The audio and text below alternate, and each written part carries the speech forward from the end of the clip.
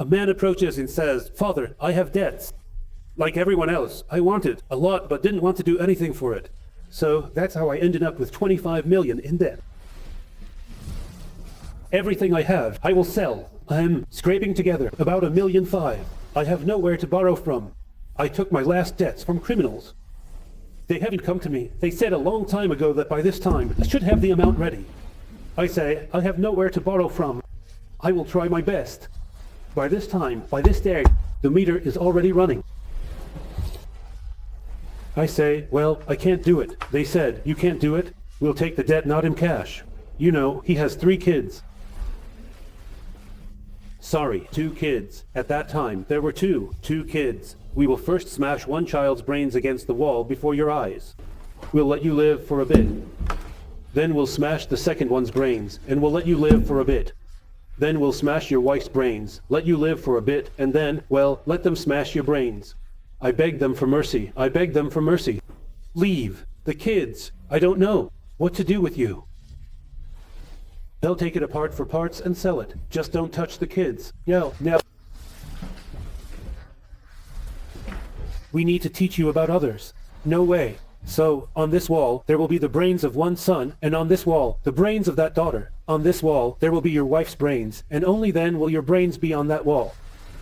That's the only way it will be. And he showed up at night, like, you see those things over there. What are we supposed to do? What did I tell him? I don't know. Calm down. I made you happy. What to do? I don't know. I don't know. I didn't have 25 minutes of debt. No one threatened to smear it on the resurrection. But I know that you will pray whatever happens. They started to pray. What to do? Thursday, 20.00. The cast. Why, roughly, did you bring it up? But when the cast is on, praying, then, the questions go away. And he has a ton of questions. I piled up questions for him before him and tossed them in the trash. If you pray, there won't be any questions. You won't pray, and your passion is just too little. Tamaya, you're going to write. Tamaya, you're going to write. That's it. Go to God. He left. I went home to sleep. I don't have any problems. And he went to them, to those people who are getting ready to smear his children's brains on the wall. We had different situations. But he started to pray. Out of fear, he froze. And so I tell him, but it's not a month. It's been about 4 years. I'm afraid to lie. Lord, I'm afraid to lie. Well, I don't remember right now, but definitely not a month. About 4 years. He used to come regularly at that time. And about a year later, he came back and said, Father, I had 25 minutes of debt. Right now I have 5 million plus. 5 million plus.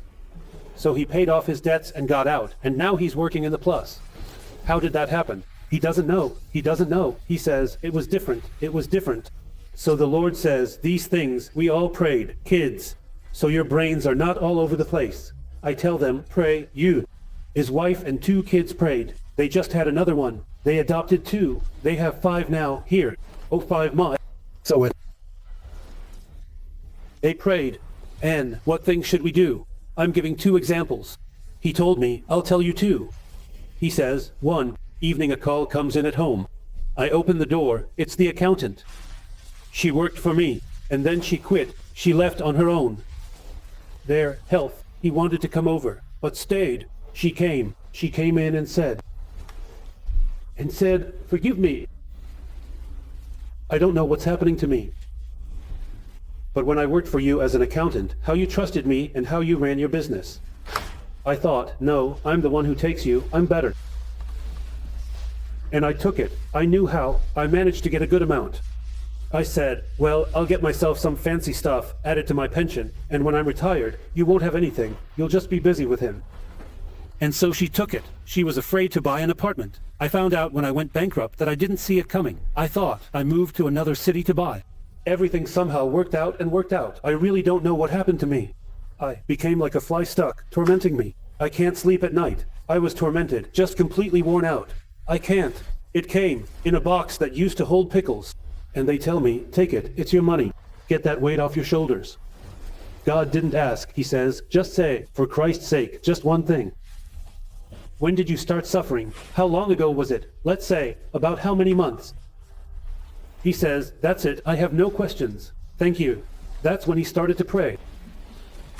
So the Lord did it. He started to argue, to turn things around. The money will come through. The Lord did it. He gave them their money back. It wasn't 25, it was $1 million. Here's an example. Here's example 2 to share. Person prays, Lord acts. What does he come in? He knocks, opens the prayer, and then he comes in and begins the evening. There's an example evening. And the second example. They'll say, he says, when I calm down a bit, this thing, and they forgot about me, those. They forgot about me. They show up. Little strokes of the brain, and I'm gathering a group, passing it on, and now I'm not bothering people with my presence anymore. It seems like that's just what someone needed. Yeah, there were some things going on that he just couldn't deal with. There are no coincidences with God. All right, and this one says, like, to be calm. I sat down, prayed, and took a look. I'm thinking. I got lost in thought. Yeah, and I tell my wife. He says, let's listen. And why did the Lord allow it to be this way? That's it, messing. They can do it in different ways, to lose it all. What's going on there? Why mess with brains? Why brains? He was here, right here, in the property. Back then, I talked a lot. He was in the property before that about abortions, what they are. He came and said, hey, listen. How many abortions have we done together? He says, 2. They wanted to mess with 2 brains. 1. He says, the second one, how did they do the abortion for you? You know. He wasn't interested at first. He says, I know. How? He says, with a vacuum curette. What's that like? Explain. He says, well, it's done, you know, the uterus, there. Then, first the little one from the curette attaches to the head and crushes the head. Brains. They mess with the brains. They tear off the little head, then they take the baby out in pieces along with the mother. He says, I immediately understood. That's why. We killed 2 of them, messed with their brains. That's why we heard words like, we sat down. So we wait. Everything is clear, he says. He says, I know what needs to be done. I know what needs to be done. And he and his wife went to the nearest orphanage to their home. And the orphanage isn't just any orphanage. There are sick kids there. When they arrived, there were sick kids. And they approached, well, whoever was there, the staff, the director, I don't know, a few people came over and they said, excuse me, you have sick children here. Can they be adopted? The person said, yeah, that happens sometimes. Well, there are fewer sick kids than healthy ones. You know, it happens. But you can say, there is some child that nobody ever adopts. He's so sick. And the person says, yeah, we have a brother and sister. They're related to each other. They're very sick, but there are already a lot of reasons for that. There's a whole bunch, a bouquet of illnesses in each one. They're so small, it's just heartbreaking. No one ever adopted them. Never. But it's tough there, it's incurable. He and his wife crossed themselves and said, today, these kids will have a family. We will adopt them. Both of them. They said, you need to have the proper paperwork for that. Show us them. We want them to know that they have a mom and dad. They won't be here. They adopted these globally discarded children. And when they did that, the old folks started showing up late. Strange things. They did it for whom? Before God, they repented, they carried it. And this is just in case of that orphanage. All the newspapers are in disarray. They were dragged towards them. They started sending them money, fifths, tenths. And they got them out of debt. They were given housing. What things has the Lord started to do? You see, it's not about constant prayer. The Lord enlightens and guides. And it's not questions, but answers that come pouring in. Not questions, but answers. So you can sit for a long time, endlessly picking at any little thing, coming up with one question, funnier than the next.